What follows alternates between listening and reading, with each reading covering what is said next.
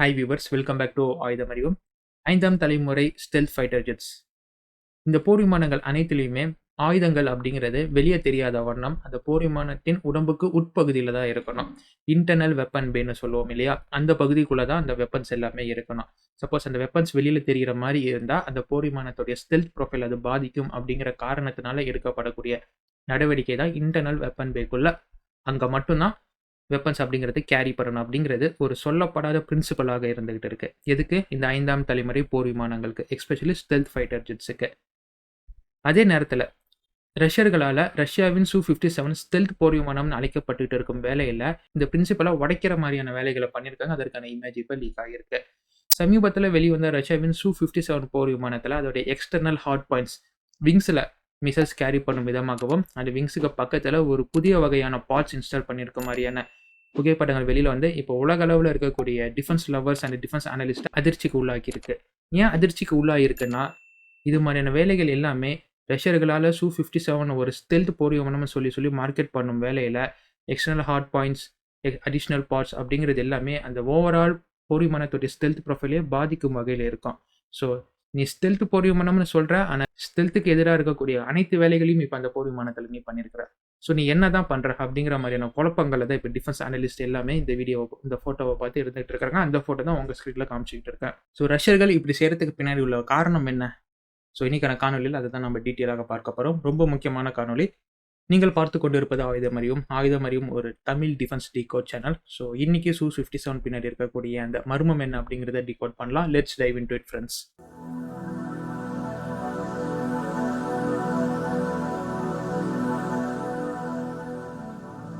ரஷ்யாவின் தலைநகர் மாஸ்கோ மற்றும் அதை சுற்றி உள்ள ரஷ்யாவின் எண்ணெய் சுத்திகரிப்பு நிலையங்கள் மீது உக்ரைன் கொடூரமான தாக்குதலை சமீப காலமாகவே தொடர்ந்து நடத்திட்டு வராங்க.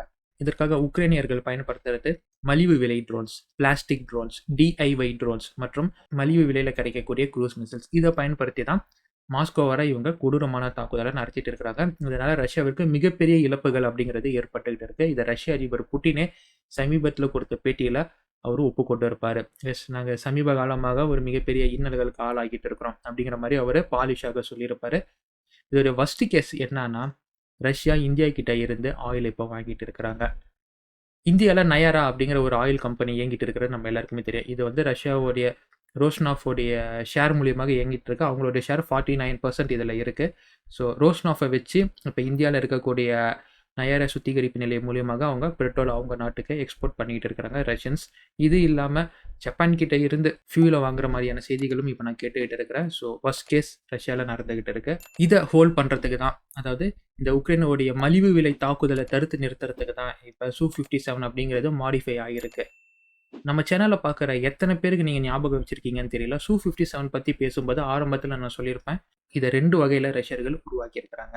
ஒன்று ஸ்டெல்த் ப்ரொஃபைல், ஸ்டெல்த் மோடில் வேலை செய்யும். இன்னொன்று பீஸ்ட் மோடில் வேலை செய்யும் அப்படின்னு சொல்லியிருக்கிறேன். ஸோ இப்போ ரஷ்யர்கள் இதை டியூன் பண்ணியிருக்கிறது பீஸ்ட் மோடுக்கு டியூன் பண்ணியிருக்காங்க. விச் மீன்ஸ் இதுக்கு இப்போ அழிக்கும் திறனை ரஷ்யர்கள் என்ஹான்ஸ் பண்ணி கொடுத்துருக்குறாங்க. இந்த போர் விமானத்தில் மொத்தம் இன்டர்னலாக 6 R-77M அப்படிங்கிற மிசைலை கேரி பண்ணும் வண்ணம் இதோடைய இன்டர்னல் பே அப்படிங்கிறது உருவாக்கப்பட்டிருக்கும். சீனாவில் இதை அவங்க செஞ்சும் காமிச்சிருப்பாங்க.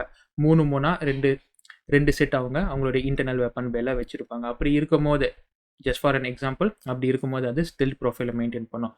சப்போஸ் இது இல்லாமல் எக்ஸ்டர்னல் ஹார்ட் பாயிண்ட்ஸில் அது வெப்பனை கேரி பண்ணிச்சுன்னா அப்போ அது பீஸ்ட் மோடாக இருக்கும். ஸோ அந்த மோட் தான் இப்போ எனேபிள் ஆகியிருக்கு.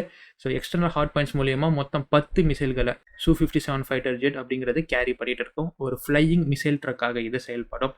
சரி, மிசைலை மட்டும் எவனா போதுமா? ஃபர்ஸ்ட் டார்கெட்டை ஐடென்டிஃபை பண்ணணும்ல. ரஷ்யாவில் இருக்கக்கூடிய ground based devices, radars and sensors இந்த மலிவு விலை drone and cheap cost aerial threats கண்டுபிடிக்க முடியாத போது அதே மாதிரியான இன்னல்களை இந்த Su-57 மாட்டிக்கிச்சுன்னா அப்படின்னு கேள்வி வந்துச்சுன்னா அந்த கேள்விக்கு இங்கே வேலையே இல்லை. ஏன்னா இந்த Su-57 இருக்கக்கூடிய AESA ரேடார் இது மாதிரியான low level and cheap drones இது எல்லாமே ஈஸியாக ஐடென்டிஃபை பண்ணும் வண்ணம் உருவாக்கப்பட்டிருக்கு. இது மட்டும் இல்லாமல் 101 KS-V IRST பாட், அதாவது infrared search and track pod, air to air search and track பண்ணக்கூடியதாக இருக்கும். ஈவன் அது லோ லெவல் ட்ரெட்ஸாக இருந்தாலும் சரி, இல்லை சீப் காஸ்ட் ட்ரோனாக இருந்தாலும் சரி, கிரவுண்டில் இருக்கக்கூடிய டிவைஸ் அதை கண்டுபிடிக்க கஷ்டப்பட்டாலும் ஏரில் இருக்கக்கூடிய இந்த AESR பவர் இந்த பாட் அப்படிங்கிறத அதை ஈஸியாக அப்படி அல்வா துண்டு மாதிரி தனியாக டிடெக்ட் பண்ணி ரேடாரில் காமிச்சு கொடுத்துரும். இதன் காரணமாக ரஷ்யாவின் போர் விமானம் அப்படிங்கிறது அதை ஈஸியாக எதிர்த்து அதை நியூட்ரலைஸ் பண்ணுறதுக்கான வேலையில் இறங்கக்கூடியதாக இருக்கும். அடுத்த கேள்வி வரலாம்.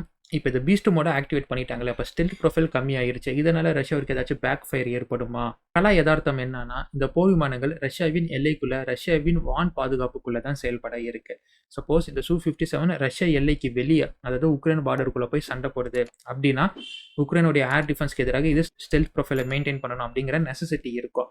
பட் உக்ரைன் தான் இந்த இடத்துல ஏரியல் த்ரெட்ஸை ரஷ்யாவின் எல்லைக்குள்ள ரஷ்யாவிற்கு எதிராக தாக்குதல் நடத்த அனுப்ப போறாங்க. ஸோ அதை நியூட்ரலைஸ் பண்ணாவே ரஷ்யாவிற்கு இப்போ போதும்னு இருக்கு.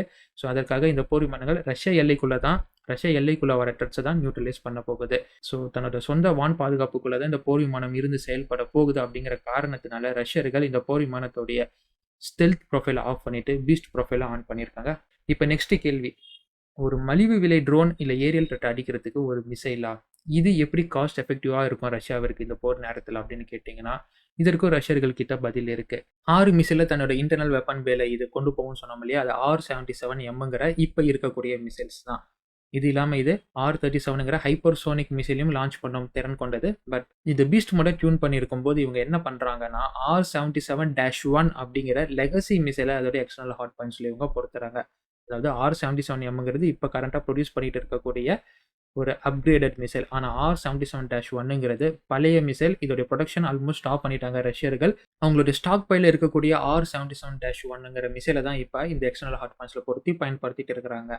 இது ஏன் உள்ள R-77M மாதிரி உள்ள வைக்க முடியாதா அப்படின்னு கேட்டிங்கன்னா, இதோடைய ஃபின்ஸ் அப்படிங்கிறது R-77M மாதிரி கட் செய்யப்பட்ட ஃபின்ஸ் இல்லை, கொஞ்சம் பெருசாக அது வெளியில் இருக்கக்கூடிய ஃபின்ஸுங்கிற காரணத்தினால இன்டர்னல் வெப்பன் பேக் இது சூட் ஆகாது. அதன் காரணமாக தான் அந்த லெகசி மிசைலை எடுத்து எக்ஸ்டர்னல் ஹாட் பாயிண்ட்ஸில் இவங்க வைக்கிறாங்க. R-77Mங்கிற மிசைலை எடுத்து உள்ள இன்டர்னல் வெப்பன் பேக்குள்ள அவங்க வச்சுக்கிறாங்க.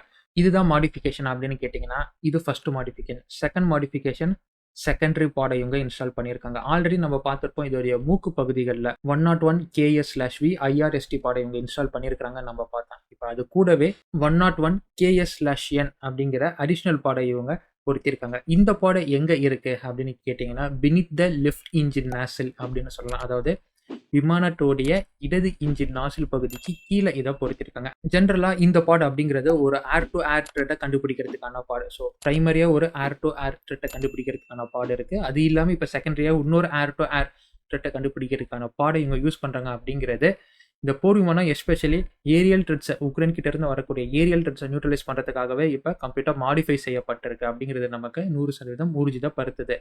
அதே நேரத்தில் இது மாதிரி பார்ட்ஸை இன்க்ரீஸ் பண்ண இந்த போர் விமானத்துடைய ஸ்டெல்த் ப்ரொஃபைல் அப்படிங்கிறது அடி வாங்கும்.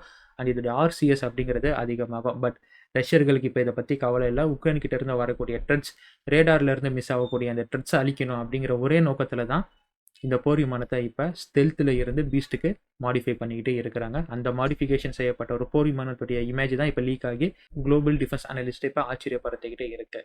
ஸோ ரஷ்யர்கள் இதை ஏற்கனவே சொன்னது தான், எங்ககிட்ட ஸ்டெல்த் ப்ரொஃபைலும் இருக்குது, பீஸ்ட் ப்ரொஃபைலும் இருக்குது, சுச்சுவேஷனுக்கு ஏற்ற மாதிரி நாங்கள் அதை ஆல்டர் பண்ணுவோம்னு ரஷ்யர்கள் சொல்லியிருந்தாங்க. இப்போ அந்த வேலையை தான் ரஷ்யர்கள் பண்ணியிருக்காங்க.